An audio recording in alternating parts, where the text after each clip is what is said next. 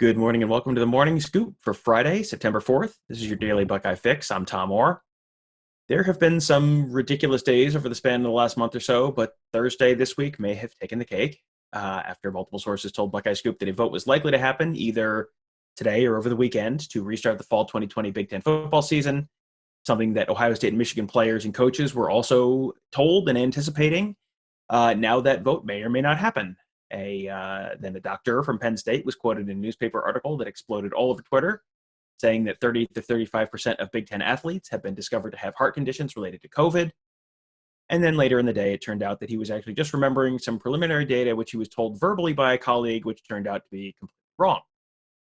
Buckeye Scoop's Marc Givler joins me this morning. And Marc, why don't you just share your thoughts on any of that while I just sit here and weep for the future? I don't know how you go on record with something like that as a doctor. Those are my thoughts on that. If you're not sure of the source of your information or the accuracy of the source of your information, it just I don't know how that can happen. My first reaction is I'm super skeptical of the timing of that. That seemed to come out at a very convenient time to stall any momentum an October season could have, and so the skeptic in me is wondering why that came out when it came out. Yeah, I mean that leaked out. Tony Girdman and I recorded an episode of Buckeye Weekly, which was based on our reporting and news that had leaked out of the Michigan program, news that had leaked out of the Ohio State program, that players have been told and to expect an answer on the season by Saturday. All of the momentum seemed to be going in the right direction. We hit stop. We posted the podcast, and 10 minutes after we posted the podcast, that tweet started exploding all over the place. And and all of the folks that have decided that football is not safe immediately started blasting it all over the place. And it did seem to maybe pump the brakes on some of the momentum. And then hours later, when it turned out that no, it was not in fact accurate, that as often happens, that ended up not getting nearly the play that the initial tweet did. um do you think that in and of itself, or at least partly, played a role in maybe slowing down this process and derailing a possible vote, or derailing momentum towards a possible vote? It's hard to say about that. I don't think so. I think there's been enough pushback since, but you never know. I mean, it's the year 2020. We have seen the narrative shift back and forth, back and forth. It's like a seesaw. It's just the narrative's constantly changing based on whatever the latest hot take is, or the latest bombshell. If some of these aren't really bombshells, but the latest thing is that comes out from any doctor or lawyer or whoever it might be. So it just I I think we're still gonna get some answers here in the next couple of days, but can you be sure of anything right now? Yeah, I mean, as of the time we're recording this, there are still indications that there is probably some kind of decision possibly coming in the coming days. We're not sure exactly what that's going to look like. I mean, we were asked on the Ask the Insiders board earlier this week what we were anticipating, and it was kind of like, well, it depends. There's a lot at work here. There's a lot of moving parts in all of this. Um, One of those parts is the Big Ten's good buddies out in the Pac-12. They announced a deal on Thursday to implement daily rapid testing for COVID-19. Uh, Commissioner Larry Scott called that, quote, a major step toward the safe return of sport competition in the Pac-12. One of the Pac-12's issues, however, right now is that they are still waiting on local authorities to approve contact practices for about half of the league, the schools in Oregon and California. So those 6 schools out of the 12 right now cannot hold contact practices just based on local regulations. So it does not sound like they are necessarily going to get on the field anytime soon. And that matters to the Big Ten country, because Scott also said that he and Kevin Warren have been speaking pretty frequently. He called it a, quote, high priority to align their seasons.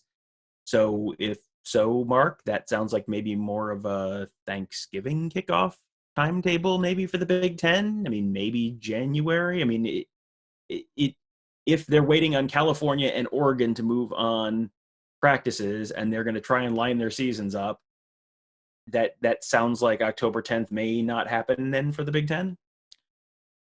If they're hell bent on lining up with the Pac-12, it doesn't sound good for October. The Pac-12 has, well, it was nice to hear from them. Actually, I wasn't sure if the league still existed. We hadn't heard from them in quite a while, so that was nice to know they're still around. But I don't see that league moving really with any type of urgency right now. So yeah, if they are hell bent on aligning together, that doesn't sound good at all for a pre-Thanksgiving kickoff. Well, and I mean, outside of the lining up with the Pac-12, I guess the logical question is if the testing issue has been solved or largely solved. That was one of the big, stumbling blocks with that was sort of presented by the Big Ten and the Pac-12 that they didn't know if they'd have access to enough tests. They didn't know if they'd have the supply chain to be able to hold up. If that has been resolved, and it sounds like the Pac-12 has resolved it one way, and the Big Ten may have resolved it through the White House earlier this week, that maybe checks that off. Some of the myocarditis, that was presented as potentially a major issue, has not really held up to more in-depth scrutiny. There have been some issues with some of the studies that were used there.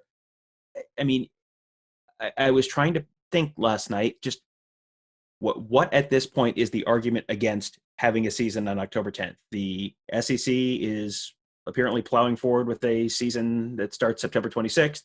ACC is moving forward with their season. Big 12 right now moving forward with their season. Some of them are going to have fans in the stands, others may not.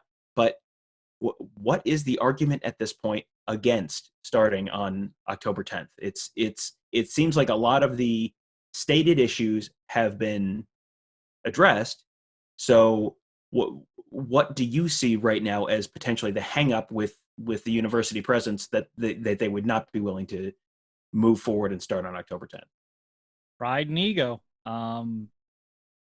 They made it clear in August that they didn't think it was safe. They've got to go back and, whether they release a statement about being wrong or not, if you postpone the season until 2021 and then ultimately decide to move it back and kick it off in October, just a month after you were initially going to kick it off, you're admitting you panicked and jumped the gun. I mean, there's no way around it. You're admitting you were wrong. You were admitting you made a rash decision instead of just kind of letting things play out for at least a few more weeks. And I think they're going to have a really hard time admitting that. I think, it's hard to admit you're wrong. And a lot of these types of people really don't like to admit they're wrong in positions of power, things like that. So I think for me, that's the hang up. I don't know that you can really argue this from a common sense perspective at this point. I don't know that you really ever could, but you certainly can't now if the testing is taken care of. And if all these cardiologists are coming out and saying, these inflammation issues, are probably not what they've been made out to be.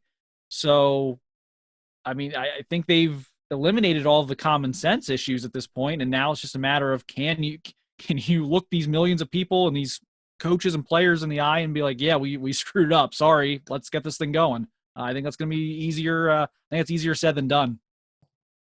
There has been some additional sort of progress in the right direction towards playing in some of the Big Ten states. Michigan yesterday announced that their high school football teams would be able to start practicing and getting ready to start a season. They had been kind of just stuck and had not been able to play. Indiana, Ohio, they're both playing. So, I mean, there is some progress in Big Ten country. People are getting a little more willing. I think as some of these leagues are playing and they have not had significant issues, you have not had significant issues so far linked to high school football, as far as I'm aware, in any of those states. You have not had significant issues with any of the college teams. I mean, Central Arkansas played their second game last night. I mean, you're starting to see teams, NFL teams, have not had issues with outbreaks. So there's a lot that's sort of indicating that this may be a little safer than it, people may have been concerned a month or two ago. We mentioned last night's game with Central Arkansas. Ohio State was supposed to be playing last night against Illinois. That updated Big Ten schedule they released in early August. Ohio State was supposed to play in Champaign last night. That obviously did not happen. But tonight, the high school players will be back on the field tonight. Marc, you and I will both be out covering games, along with a bunch of the rest of our staff. So, Marc, where are you going, and who are you seeing tonight, and where's everyone else on the staff going, and who are they seeing? Yeah, so I'm going to go to Northeast Ohio for the night, actually. I'm going to watch Ben Chrisman, class of 2021 Ohio State offensive line commit, on Friday night here or tonight.